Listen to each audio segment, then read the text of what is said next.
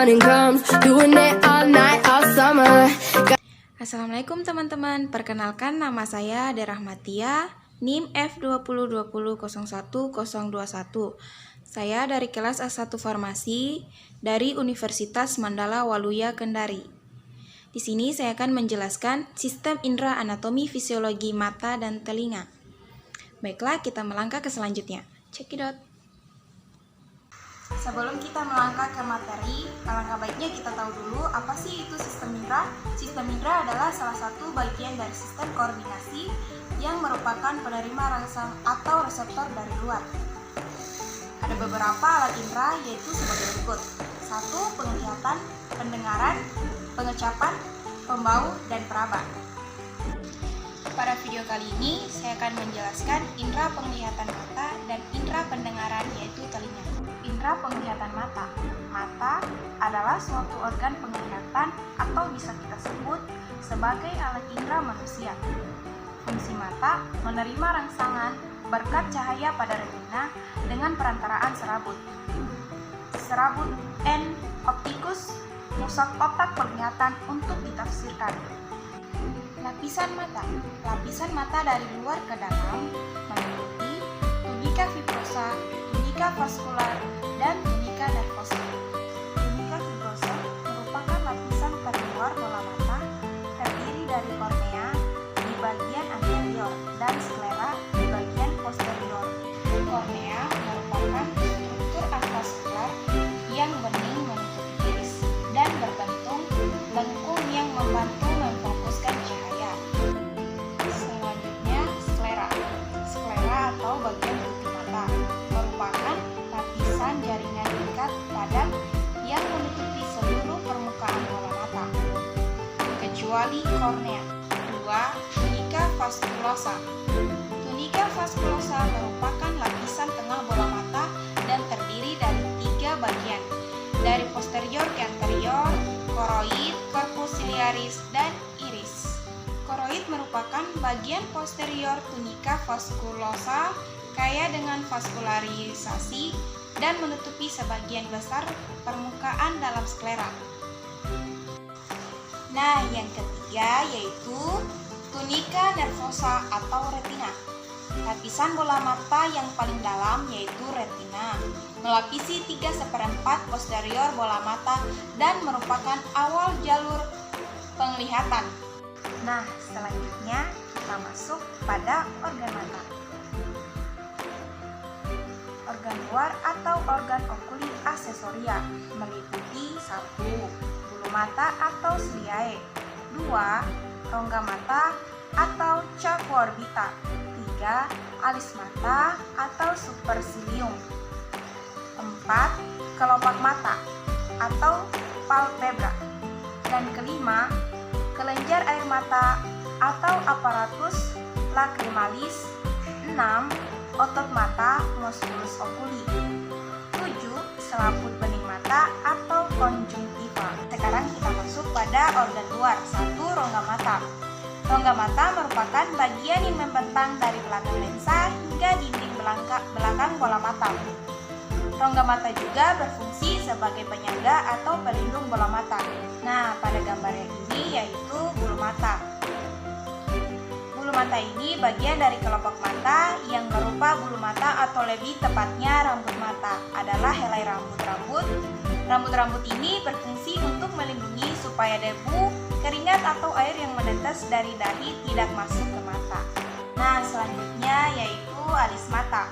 Alis mata pada sebagian besar mamalia berupa bagian yang sedikit menonjol sedikit di atas kedua belah kelopak mata dan mempunyai sedikit rambut halus.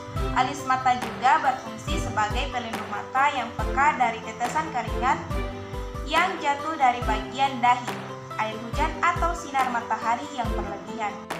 Nah, selanjutnya yaitu kelopak mata atau palpebra.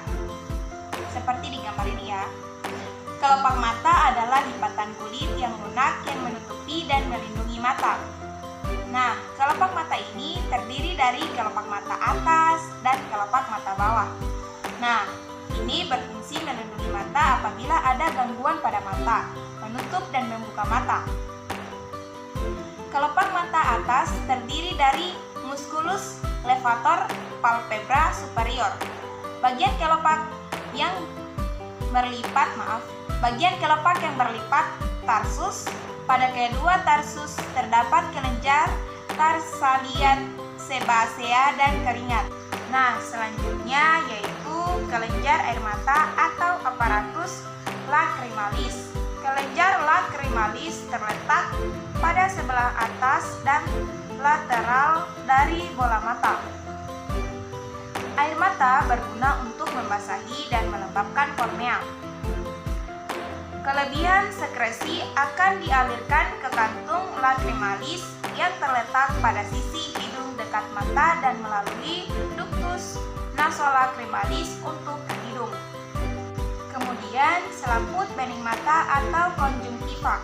Ada dua bagian, yaitu konjungtiva palpebra dan dua konjungtiva bulbar. Seperti di gambar ya. Konjungtiva adalah suatu membran tipis yang melapisi kelopak mata atau konjungtiva palpebra, kecuali daerah pupil.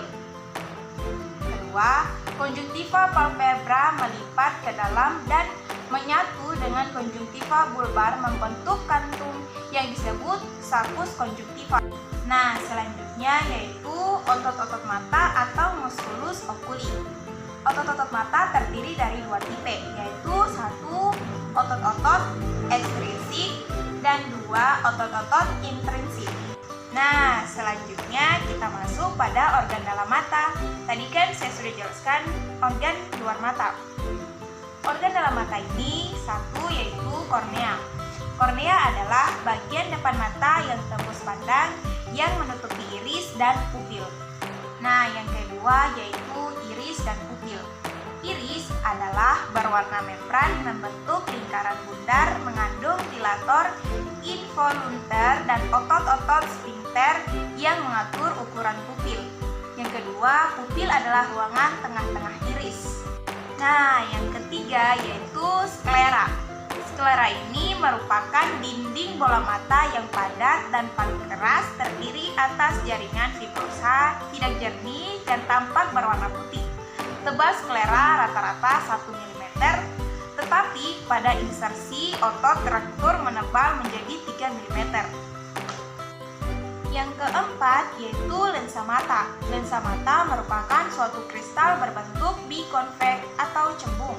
Bening terletak di belakang iris, terbagi di dalam ruang anterior dan posterior. Sekarang kita masuk pada bagian kelima. Kelima yaitu retina. Retina adalah selapis tipis sel yang terletak pada bagian belakang bola mata. Retina memiliki sel fotoreseptor yang menerima cahaya sinyal. Cahaya sinyal yang dihasilkan kemudian mengalami proses rumit yang dilakukan oleh neuron retina yang lain dan diubah menjadi potensial aksi pada sel ganglion retina. Yang keenam yaitu koroid.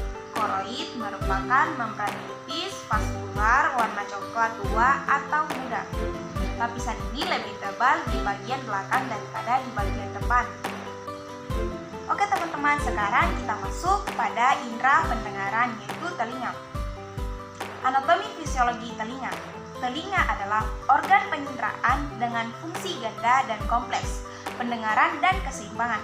Telinga terdiri dari 3 bagian, yaitu bagian luar telinga, bagian tengah, dan bagian telinga dalam. Nah, kita masuk pada telinga bagian luar. Telinga bagian luar dibagi lagi menjadi 3, yaitu 1. Auricula atau daun telinga. 2. Meastus acousticus external atau liang telinga. Ketiga, membran timpani. Nah, selanjutnya kedua, yaitu telinga bagian tengah. 1. Kahum timpani. Rongga di dalam tulang temporalis terdapat 3 buah tulang pendengaran, yaitu 1. Malleus, incus, dan stapes. Kedua, antrium timpani.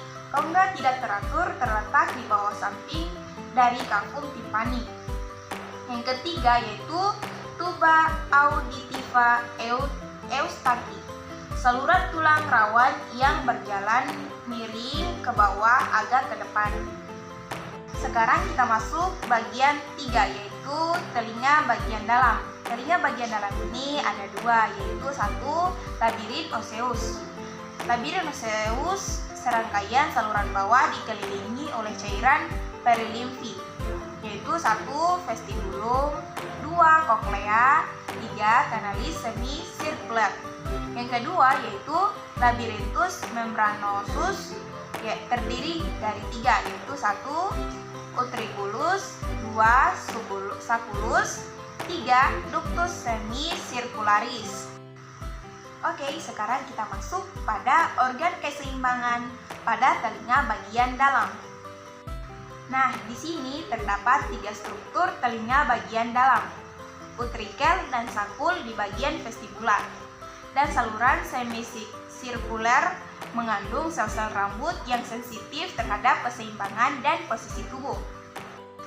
Nah, yang kedua, masing-masing saluran mempunyai pembengkakan pada bagian dasarnya yang disebut ampulla, yang mengandung sekelompok sel rambut dengan rambut yang menjulur ke dalam tudung, bergalatin yang disebut dengan cupula.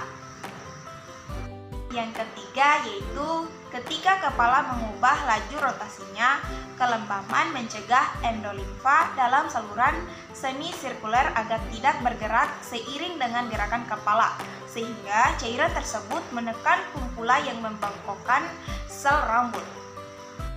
Nah, kemudian kita masuk pada saraf pendengaran. Satu, nervus auditory mengumpulkan sensibilitas dan bagian vestibuler rongga telinga dalam yang mempunyai hubungan keseimbangan. Kedua, bergerak menuju nukleus vestibularis yang berada pada titik pertemuan antara pons dan medula oblongata cerebellum. Yang ketiga yaitu bagian conclearis pada nervus auditory, saraf pendengaran. Serabut saraf dipencarkan ke nukleus di belakang halamus menuju korteks otak, bagian temporalis. Sekarang kita masuk pada gangguan pada pendengaran, tuli konduktif dan tuli saraf, tuli neuron sensori. Oke teman-teman, sekian dari video saya. Mohon